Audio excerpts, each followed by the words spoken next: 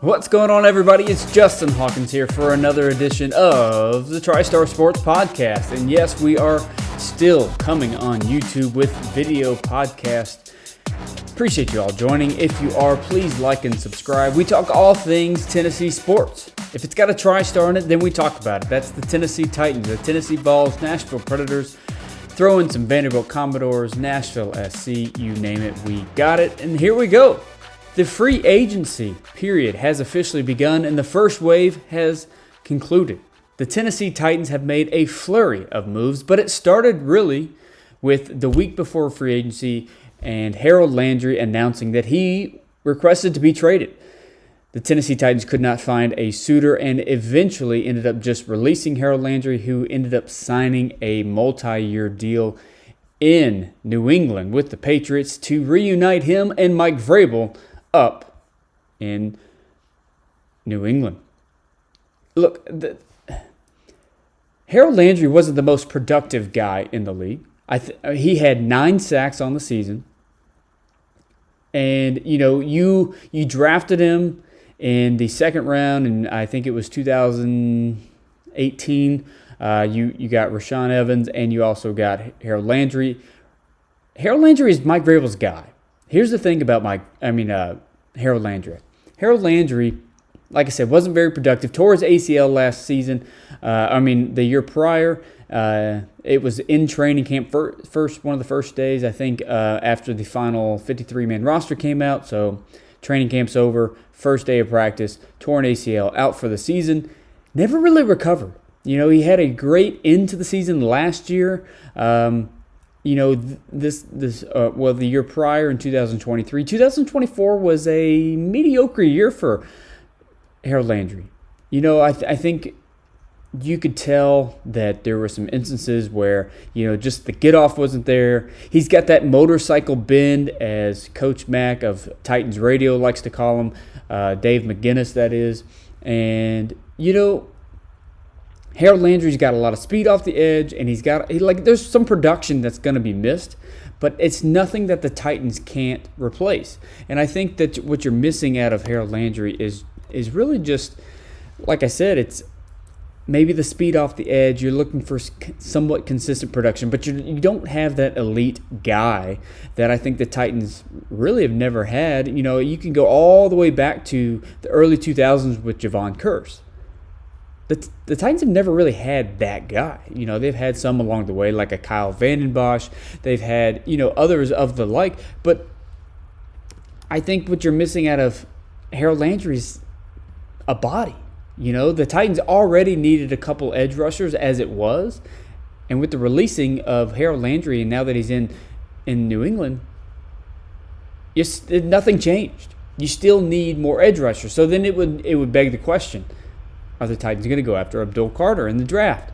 Do they look for that suitor to trade back with the Giants? Maybe the Browns, who want the better of the two quarterbacks, and they want the option to choose. So you go from 1 to 2 or 1 to 3. Or look, the New York Jets. Look, there's some other free agency news that we've got to get to.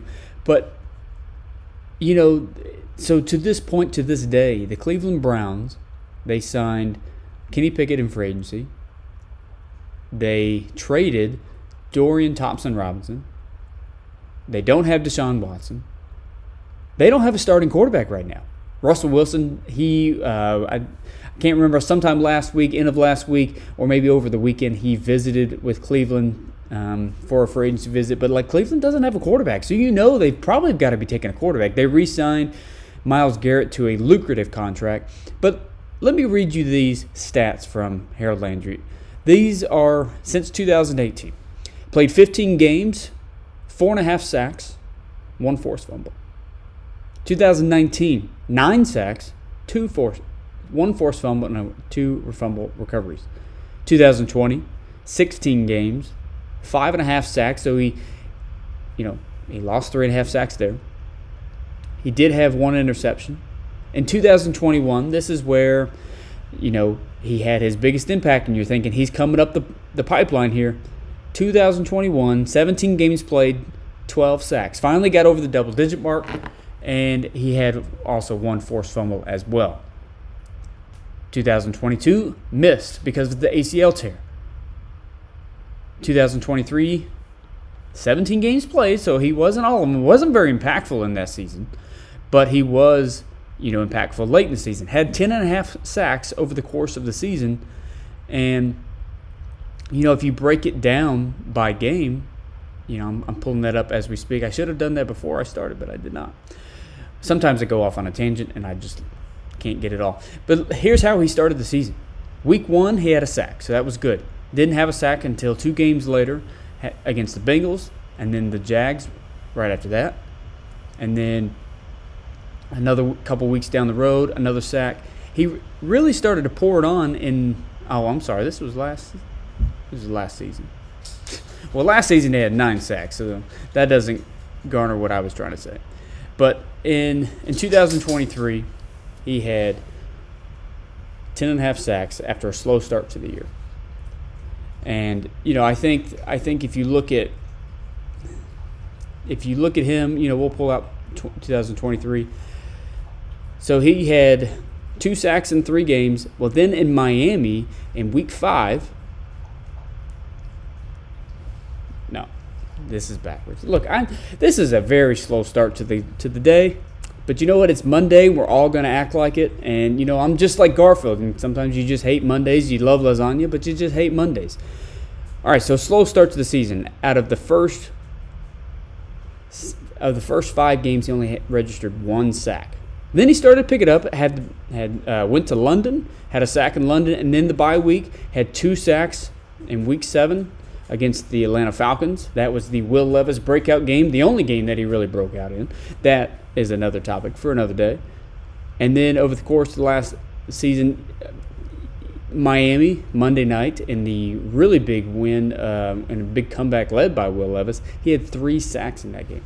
So he had 10.5 sacks after recovering from a very slow start to the season. So what you're really missing out of Harold Landry is just that body. We'll just call it what it is. Good production can maybe get you close to that, double-digit sack mark. He's done it twice, 12.5 and 10.5. And then, of course, last season had 9, and then he also had 9 in his second season in the NFL.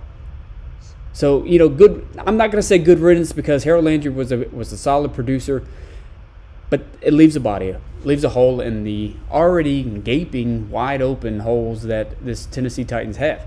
So who did the Tennessee Titans sign in free agency? There's a lot of holes to fill. Left tackle, right tackle.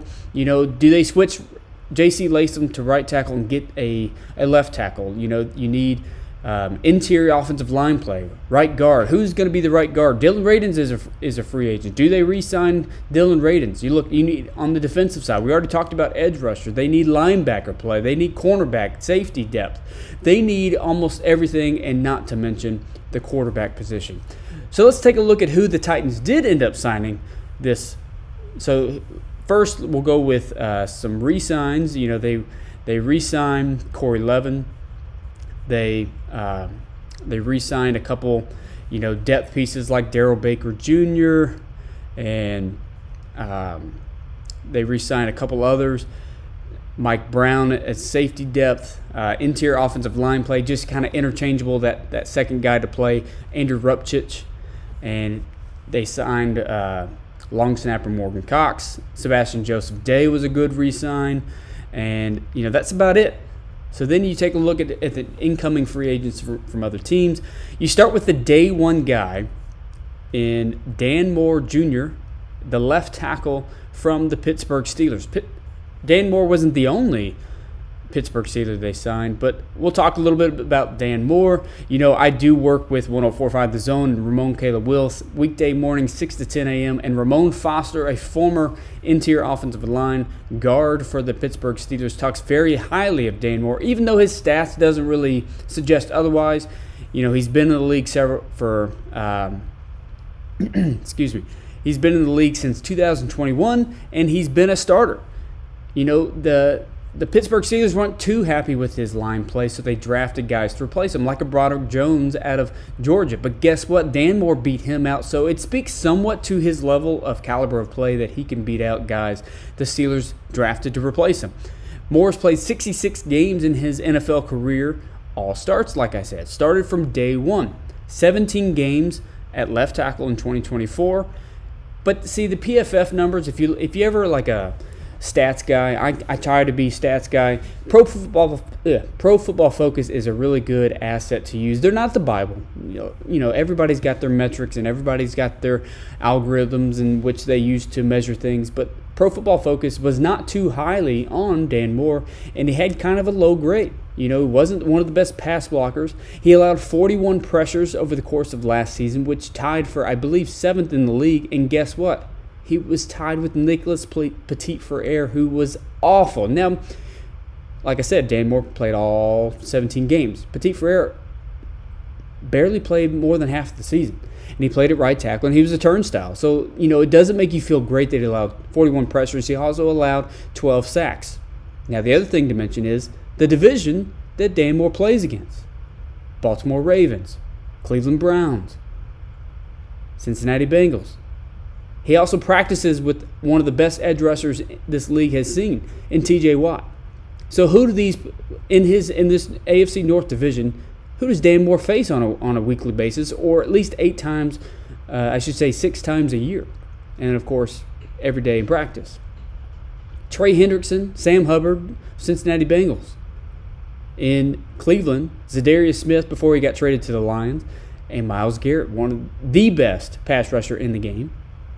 And then for the Baltimore Ravens, you've got, guys, no, they're not scrubs as well. You're playing great elite talent night in, night out. And, it's not an excuse. We're not going to excuse the play because there's times where he totally locked up these guys, and there's times that he became his turnstile, and something the Titans fans probably don't want to get used to and they don't want to hear.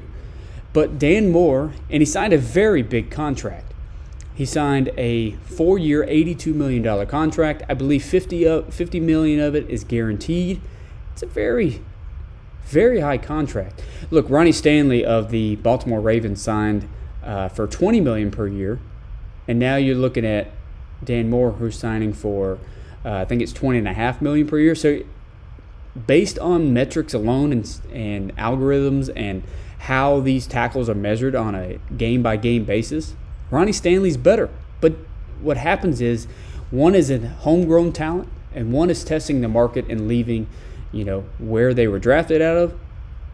And unfortunately, like we like to say in Tennessee, the Tennessee Titans have to pay the suck tax. You suck so bad, you've got to get all these players to come in and try to change your team that you've got to pay some kind of luxury tax to get them to come to your state, to your team, and play for your organization where you've shown really no prowess to be a successful organization and a team that can win. And what happens is you got to pay higher. Dan Moore's probably not worth the $82 million, $20.5 million per year cap hit that he's worth or that he signed on to. But what else are you going to do if you're the Titans? Yes, there's some options out there. There was Jedrick Wills. You could assign a Morgan Moses and a veteran guy. You used to have Chris Hubbard here. There's guys like George Kent. Like there's teams and players out there that are different. But Dan Moore is a perennial starter. 66 games in his NFL career. Plays all snaps. He played over 1,000 snaps last season. Here's his total over the 4 years that he's been in the NFL. He's played 4,109 snaps at tackle. That trails only Penei Sewell of the Lions, 4,328 snaps, and Juwan Taylor, who has previously been with the Jags and the Chiefs, 4,135. So the guy is durable and the guy plays. What you're looking for is consistency and good tackle play. And I'm not going to sit here and pretend like I know I'm the end-all, be-all on what happens on, tackle and line play. Look, I'm not a football expert. I know what I see, and I like to watch football, and that's what I hear, and I like to talk about it. And that's what this podcast is all about. We're here to talk about it, and we're here to go through things and to see how we can make this team better and what we're looking at on a day-by-day basis. And I'm also going to share some experiences that I go through on a day-to-day basis with my morning show in which I'm the producer of. So I hear things, I see things, and we'll talk about those things. So, Dan Moore Jr., left tackle, What that means for the Titans is J.C. Latham, who was drafted last season out of Alabama, played his rookie year, played a fairly well, pretty solid rookie season, enough to know that you're going to get some good tackle play out of him. But he was played right tackle in his college career. But now here's the thing, with Dan Moore coming in at the left tackle position, you should feel pretty confident if you're a Titans fan that you're shoring up that right tackle position by moving J.C. from the left to the right. That is his more natural position. That was what he was graded out to be and projected to be as a good NFL starter at the NFL level as a right tackle. Unfortunately, because of the Tennessee Titans situation last year, he had to be swapped and flipped to that left tackle position. But you felt confident. You felt confident about it. Brian Callahan, the new head coach of the Tennessee Titans last year, brings in his father, one of the more legendary offensive line coaches in the league history. And he got good tackle play out of him. But now what you want to see is, what can he do by switching from left to right and having two bookend tackles that you feel pretty confident on? Which leads to my next point. The Tennessee Titans also made another line addition in Kevin Zeitler from the Detroit Lions. Now, Kevin Zeitler is one of those more veteran guys. He signed on a one-year deal. And we'll talk about something and why one-year deals are important to know for this Tennessee Titans in this 2025 offseason. But Kevin Zeitler is 34 years old. He's coming with a good, long, reputable history in this league. And he's 13-year pro. He's made a Pro Bowl. I think it was a couple years ago, I think, when he was in Baltimore. But very good quality guard, and what you're getting is beef.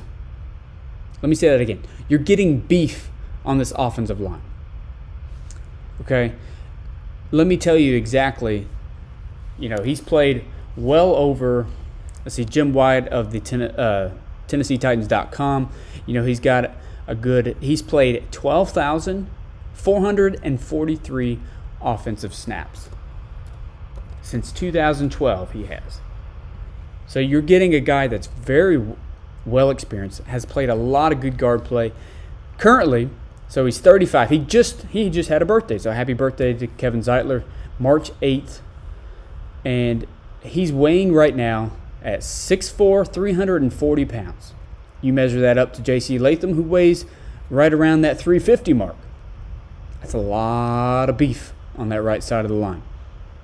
So now you're thinking about it. Your Tennessee Titans offensive line in 2025 is taking shape. You've got left tackle in Dan Moore Jr. You've got your left guard in Peter Skoronski, who you drafted 2 years ago in 2023. Then you just signed your center last season in Lloyd Cushenberry. But the thing about Lloyd Cushenberry is he's coming off an Achilles tendon tear in the middle of the season, and he made it clear that he was going to be back before training camp.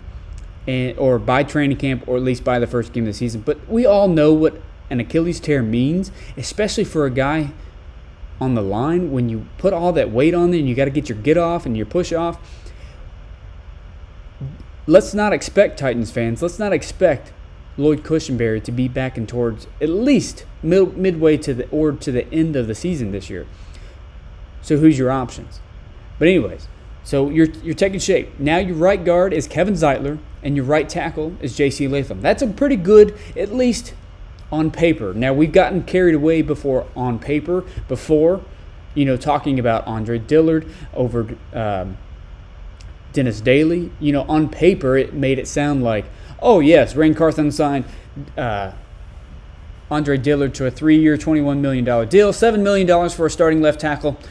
That sounds pretty good. You have good depth. As long as he can't be worse, right? Wrong. Well, that prompted Andre Dillard to be a turnstile. Next thing you know, J.C. Latham comes in. He's a right tackle and then converted to left tackle. Well, this season, let's not get carried away in what the depth is, because we don't know what the depth is. Yes, they re-signed Andrew Rupchitz. Yes, they have I don't know if they've re-signed Daniel Brunskill, but they re-signed Corey Levin, who is a solid, at least a backup center. He's good depth, right? You need depth at guard. You need depth at tackle. And right now you just don't have it. There's too many free agents on the Titans that you just don't have. But let's talk about Zeitler a little bit. He's had starts at both right guard and left guard in his NFL career. He's had 182 starts at right guard, and left guard he's had just 15. So the guy is flexible if you need to. Should Peter Skronsky go down and Rupchich is more of a right guard, you feel pretty confident that he can step over. Probably Rupchich would stick in at the left guard, but we're just saying this. So he was a 16-game starter last year for the Lions. 16 games in 2024 in Detroit, 47 games from 2021 to 2023 with the Ravens. He's also been with the Bengals, the Browns, the Giants, and he started 15 games or more in 11 of 13 seasons. You're also going to see another little trend here that the Titans are going for, and we'll get to that in a minute as we keep talking about these free agents. But he's 6'4", 340 pounds, and he was a first-round pick with the Bengals in the 2012 draft, a Pro Bowler in 2023. So that's Kevin Zeitler. That's not all they did, because the Titans really went hard on the first couple days. They signed linebacker Cody Barton, formerly of the Denver Broncos. Now Barton is kind of like that Jack Gibbons type. He's going to get you right around that 100 tackles mark. Cody Barton is a little bit more, we'll say, consistent with things. Unfortunately, with Jack Gibbons last year, he broke his leg in that gruesome injury against the Vikings. And, not going to say that, well, basically what it is it fills a hole. What did the Titans do right after they signed him? They traded Kenneth Murray, and they traded him to the Dallas Cowboys, I think. And what they traded was a Kenneth Murray and a 7th-round pick to get a 6th-round pick. Here's Cody Barton's stats. Okay, he's played since 2019 in the league. Healthy. 16 games in 19, 16 in 2020, 16 in 21, 17, 22, 23, just 13 games, and then in 2024, all 17 games. Tackles-wise, total, the last three years, all over 100 tackles, 106 last year with the Broncos. In just 13 games, he tallied 121 tackles. Very solid work, even though he missed 4 games. And in 2022 with the Seahawks, 136 tackles. 2 sacks in 2022, 1.5 sacks last season with the Broncos. He's a good tackler. He's a tackling machine, and I think that's what the Titans needed. They just needed somebody with consistent production. But what it does with now, you traded Ernest Jones after trading for him. You traded him to the Seahawks in the middle of the season last year. Now you've traded away Kenneth Murray. You have 1 linebacker. So now you're going to go with the kind of combo of, you drafted 2 rookies last year in Cedric Gray out of North Carolina and James Williams, a converted safety to linebacker out of the University of Miami. And I thought you got good play out of James Williams, at least on special teams, enough to where you could say, he's a good tackler, maybe good coverage. They didn't play enough, in games, in certain situations to determine that you could rely on them as the starter. You've got Otis Reese returning. He's a decent fill-in. But the Titans still need linebacker depth. You needed it before you traded Kenneth Murray and after you signed Cody Barton, and you still need it now. And that's one thing the Titans have. But the trend that I was talking about that the Titans are getting, it's 1 year. Okay? The Titans signed Cody Barton to a 1 year, $7 or $7.5 million contract. I'm going to pull up Spot Track and figure out these numbers exactly and what their cap hits are. But the one thing that the Tennessee Titans are doing, they're signing 1 year contracts, and they're signing guys that stay healthy. One thing that the Tennessee Titans have not done in recent years with the likes of John Robinson and the Rand Carthon regimes is they're signing too many injured players. Obviously, Mike Vrabel was very famous in saying, how much he despised, especially, take, who was it? David Long, a repeated offender on the injury list. For the Tennessee Titans, that's just not their new way of doing things. And I think as a fan, you have to look look good on that. You have to see this trend and think, okay, they're trying to right the ship. What they're doing is they're letting go of players from the past regime, and they're doing a full reset. Mike Bergonzi and Chad Brinker come out to say that they were more focused on, they paid attention to the Detroit Lions model, the Washington Commanders model, of how they went from lack of success to going into the NFC Championship game like the Lions did 2 years ago and the Commanders did last year after picking second in the draft and selecting Jaden Daniels. The Titans and Bergonzi, Brinker, they're following these models to see what works best for this team and this regime, and what's going to get the most success the quickest is what it seems like. And the way to do it is signing one-year contracts, draft, develop, retain. That's the model that Bergonzi and Brinker are trying to live by this season, and with their regime in place, that's what they're trying to go by. And I think that's a good. You've had so much lack of success in the past couple of years. You won 3 games last year. You won 6, 7. I think you won 6 and 11 the year prior, and just too much lack of success. You're trying to find some kind of figure out what the imbalance was and then counteract that. And I think what they're doing is they're finding people who will stay on the field healthy, because look, you got a guy in L'Jarius Sneed last year who was fully healthy coming into it. Yes, there was knee concerns and why a lot of teams didn't want to trade for him and this and that, but the Titans ended up doing it. He was a healthy player, and then he comes and he barely plays, because of injuries that the Titans were a little sus about, not speaking too much on it. And I think they released Chidobe Awuzie, who had calf issues all year, and then he played just 8 games last season. They released him on Saturday. Jarvis Brownlee Jr. was a 5th-round pick last year that they signed, or that they drafted out of Louisville. He showed a lot of promise. The thing with Jarvis Brownlee, which even L'Jarius Sneed even said that Jarvis Brownlee reminds L'Jarius Sneed of himself, of a very aggressive corner, young, fast, tenacious. But the problem is they're sometimes a little bit too aggressive. Had 8 or 9 penalties, several pass interference calls, so he's got to clean that up. But overall, he had, I think it was 9 passes defended. Really good caliber player, had an interception, and you got a lot to hope for. But again, the depth. They re-signed Darrell Baker Jr., Mike Brown, who's the safety, but where's the depth? The depth is the issue here, people, and that's what we can't get across more. So, I think, we're looking at,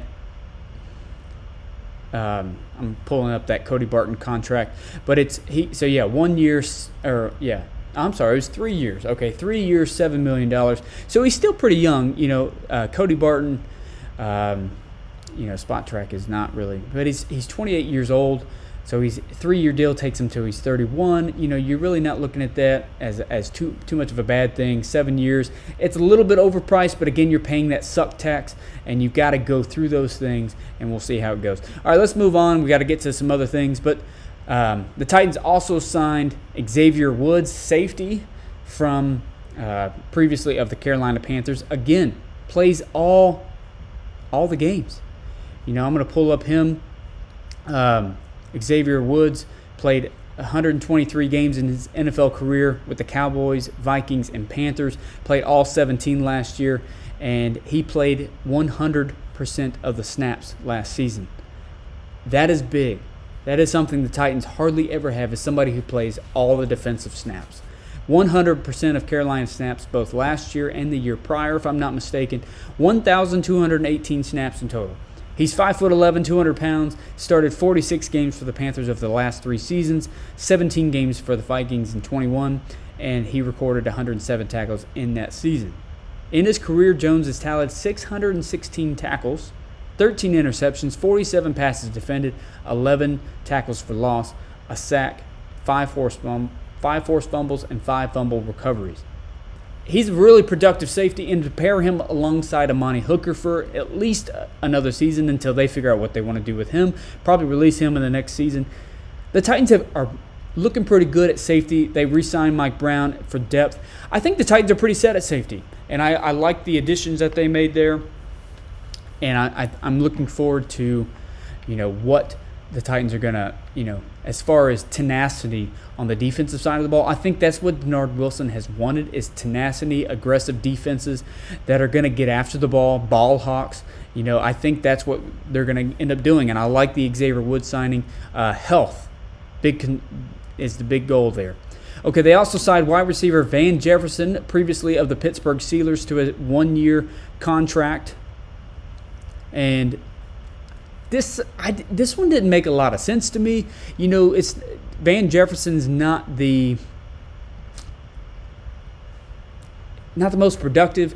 He's we'll pull his stats up, but he's not very productive.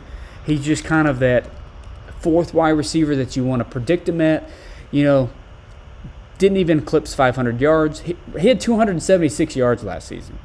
24 receptions on 40 targets for 276 yards and 2 touchdowns. What he's replacing is Nick Westbrook-Akine, who signed I think it was a $3.5 million deal in Miami. I get what the Titans are doing, the resetting, and they're changing, the way that they're doing things, but you're losing good talent. 9 touchdowns NWI had last year compared to signing Van Jefferson for 2. You're hoping he's going to be your third or fourth wide receiver, but right now he's your number 2 because that's all you have.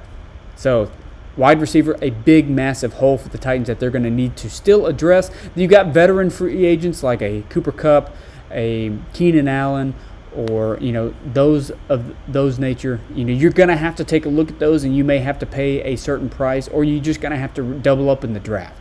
But right now, Van Jefferson's your number 2, and you can't feel good about that because you know who's lurking in the background, and that's Traylon Burks, who is anything but productive.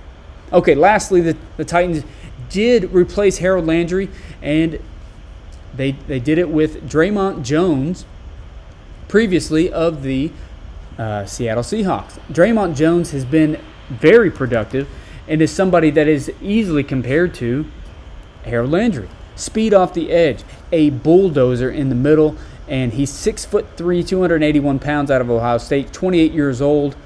He was in the 2019 draft. He was selected 71 overall in the 3rd round to the Denver Broncos. And let's just go over his stats real quick. Okay, here's what you're replacing.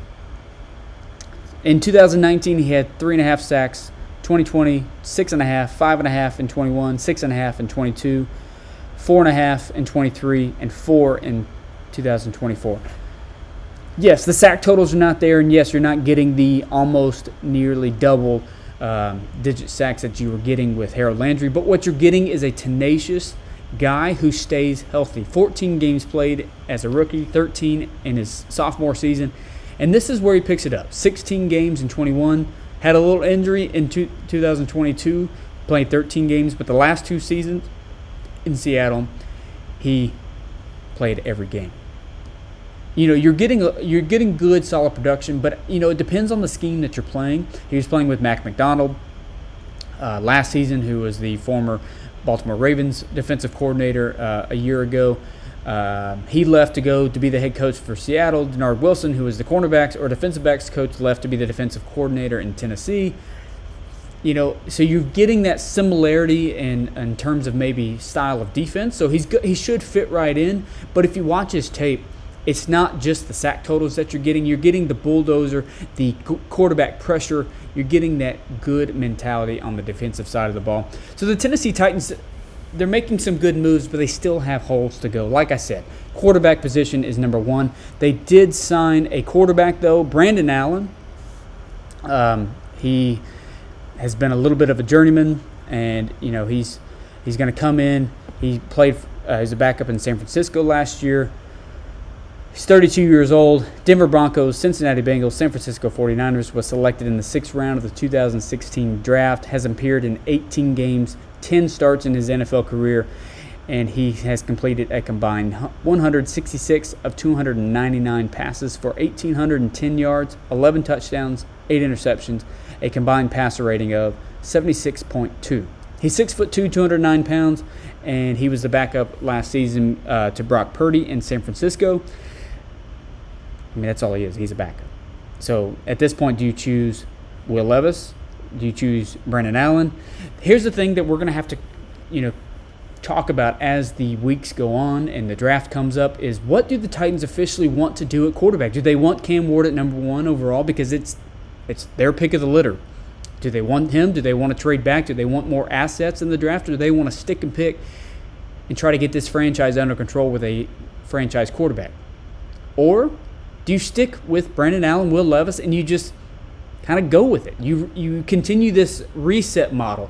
And I'm under the impression, and look, this is my opinion. This is not anybody else's opinion. I don't know how many people share this opinion, but I'm not sold on Cam Ward at number 1. I know a lot of people in the media, national media, local media. I know a lot of people on the radio show of 104.5 The Zone are stuck in saying that it's logical to say that Cam Ward is the number 1 overall, and I get that. But you cannot eliminate the possibility that Cam Ward's not the number 1 pick to the Tennessee Titans. It's very possible if the New York Giants don't sign a Aaron Rodgers or Jameis Winston, who they're going to have in for an interview, or a Russell Wilson, it's very plausible that they still want Cam Ward at number 1 overall. You get 2 possible first-round picks, one this year and one next year. You trade down. You get a second-round pick. Now you're looking at maybe drafting Abdul Carter at number 3. You're drafting a wide receiver and maybe a cornerback or another backup lineman in the second round because you have the 35th pick. You have options. And, of course, what you can look forward to is next season in the first round, having 2 first-round draft picks, depending on how the season goes, with a Will Levis or Brandon Allen. Are you picking top 5? Can you combine something to go draft a Arch Manning, who's projected to be the number 1 overall pick currently? I'm not sold on this year's quarterbacks, and I don't think you should be either. I don't think we should just sit back and say Cam Ward is the guy, and that's what it's going to be. So that's my soap opera. That's it for the Tennessee Titans. That's free agency. We still got more to talk about. The draft is coming up. There's more to break down. But let's move on. The Tennessee Vols, runner-up in the SEC tournament over the weekend. Very good matchups. I think the way that they match up against Auburn is not the way that they match up against Florida, who they lost to in the SEC tournament final, 86-77. The way that the Tennessee Vols play this game is a high defensive caliber team and perimeter shots. And what frustrates me about this team is too many perimeter shots. And I think you saw that in this tournament, is when it came to working the paint and working the boards on Auburn, they dominated. But they were out-rebounded, I think it was 35 or 39-23 on the glass on Sunday yesterday. And I think that's what you're lacking is your bigs are not big enough, and especially when it comes to Florida, who has multiple bigs. They got really good guard play. They can shoot the ball from wherever on the court. They can pull up from 3. They can drive into the basket. They can pull up a jumper. The Florida Gators are legit. Yes, they weren't the number 1 seed and the best team in the SEC, but they have a real strong shot in the NCAA tournament, and we're going to break down that kind of as it gets started. The tournament starts tomorrow, technically, with the playing games, and then the tournament officially tips off on Wednesday. For the Vols, I think what you're looking for is just you've got to find a way to get into the paint more. You got to find a way to dominate in the paint, find a way to dominate the glass, settle in defensively, drive in. You've got Jordan Gainey, who can really do it all. You've got Zakiya Ziegler, who can also do it all. Really great facilitators. Chaz Lanier, who's excellent from the 3, and really good pick and roll shots. I think they're just too inconsistent on their shooting. And when the 3-pointer is not going right, that's what they stick to. They just live and die by the 3. And I think the Vanderbilt Commodores do the exact same thing. And I think that's, you just can't, you've got to find a way to get over the fact that you're missing shots and find another way to create shots and to create points, create turnovers, and really dominate the game. The Vols' first matchup is against Wofford, a 2 seed versus the 11 seed. And then, of course, Let's take a little bit of a look at Vanderbilt. The Tennessee Vols they're in the Midwest region. Houston is the number 1 seed, and Vanderbilt. Let's see. Vanderbilt is the 10 seed playing St. Mary's. They will be playing. What is today? They'll be playing on Friday, I believe. They're in the West region, playing all the way on the West Coast.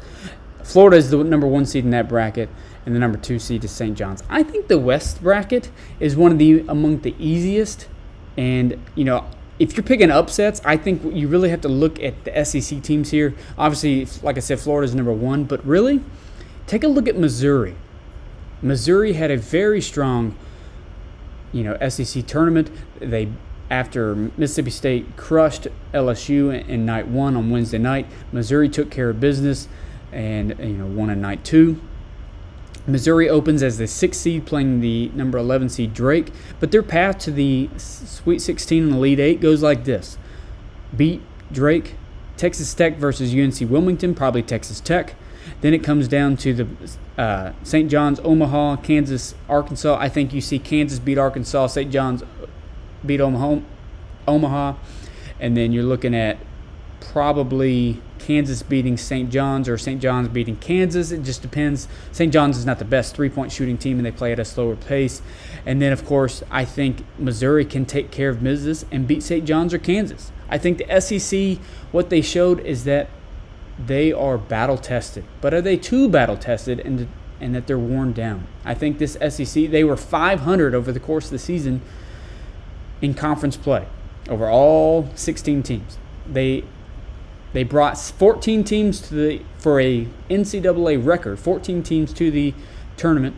Never been done before, but is it too much of a test and too much battle that they're going to be worn down? We'll see, but I think Missouri's got one of the best chances in the SEC to make it to the Sweet 16, Elite 8, and possibly the Final Four.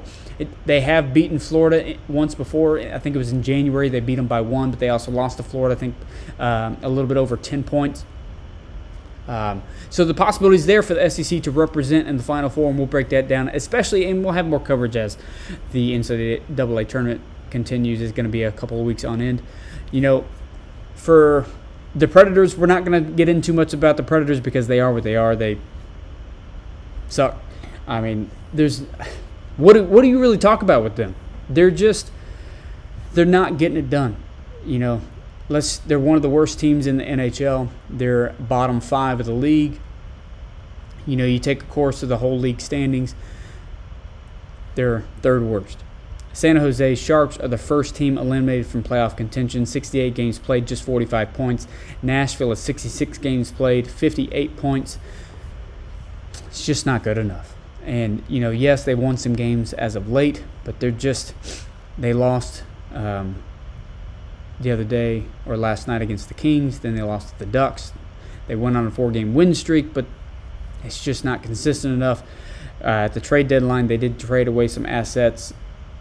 But the guys that you brought into, like a Steven Stamkos or a Jonathan Marchessault, I mean, even UC Saros has not played up to his caliber. And I think, he's had a history of slow starts, but this slow start continues to take place. He's one of the underwhelming goalies in the NHL. Look, there's a lot to break down, and of course, even though we're not in prime football season, it's always NFL season. Wherever you're talking about NFL markets, and Nashville, especially having the first overall pick, there's lots to get into. There's lots to get into as the NCAA tournament comes. The Tennessee baseball Vols, 20-0, number 1 in the country. A team that won the national championship last season. You couldn't think that they could get even better, but yet here they are, 20-0, just swept the Florida series. And what's going to be interesting in several weeks is when I think they travel to Baton Rouge to face the LSU Tigers, who's currently number 2. It's going to be a great matchup. Lots to go over, lots to cover. This is such an exciting time. The NFL draft is coming up in just over a month and a half. And we're here for it. For all things Tennessee Titans, you can follow us on YouTube. Please like and subscribe. this is a podcast that we really want to get out there. We want to cover. We want to try to get some guests on. I've got some contacts at the radio station that hopefully they'll come on and they'll do some spots with me, ask some questions, give you some good content, and we'll go from there. For all things Tennessee sports, Tennessee Titans, Nashville Predators, Nashville SC, who did get the win, first ever win at Subaru Park in Philadelphia to play the Union. They've never scored a goal before Sunday, and they won 3-1. Hani Mukhtar with a PK spot goal. Sam Surridge, a excellent goal in the first half. And then, honestly, I can't remember who scored the second goal. But good content. Not a lot to love in Nashville sports, but we're going to cover it anyway. Thanks for joining me. Thanks for sticking with us. Please like, subscribe. This is the TriStar Sports Podcast. I'm your host. I'm Justin Hawkins. We'll see you next time.